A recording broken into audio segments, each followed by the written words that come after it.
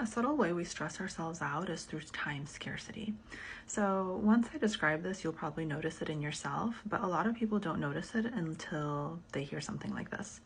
So, essentially, a lot of us will have time scarcity in our minds where we're constantly having an inner dialogue around the scarcity of time. I need to do this now. I need to get this done. Oh my gosh, I need to start this right away, right?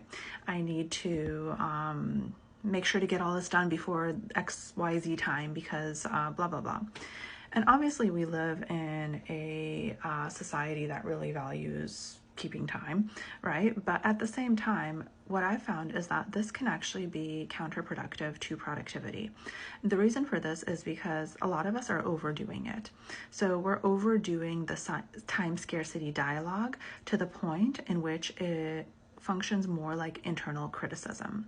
The problem with internal criticism is that well, no, I actually don't think there's any really positive to internal criticism. Essentially, what happens with internal criticism is it creates a rebel, right? And so if we are engaging with time scarcity dialogue in our minds and we are someone who is fairly perfectionistic, high achieving, we typically will then create this almost like time rebel where we'll get a lot of procrastination behavior, a lot of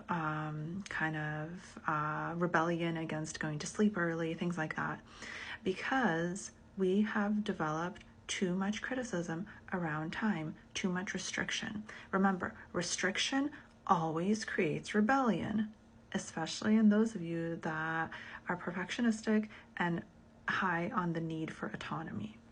And if you're like that, you will have a rebel part that will start to sabotage all of your endeavors because you created too much restriction.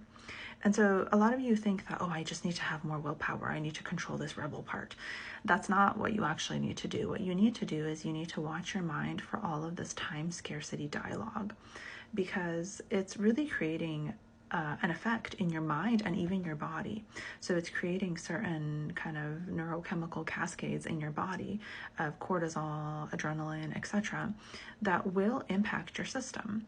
And so just at first watch what your mind does when it comes around time, and then understand that this is a subtle form of self-criticism. And then understand that self-criticism is a form of restriction.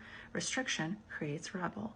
So this is kind of the logic that's happening that's creating a lot of your kind of rebellion behavior. And so the first step here is to watch, and then the second step is to try to follow up some of this time restrictive thinking with more accurate, or at least time kind of indulgent thinking, right? Like kind of thinking like, it's okay, I have time, I always make time for this, I have time, like things like that. And that will actually create less restriction and then typically less rebellion in your own behavior.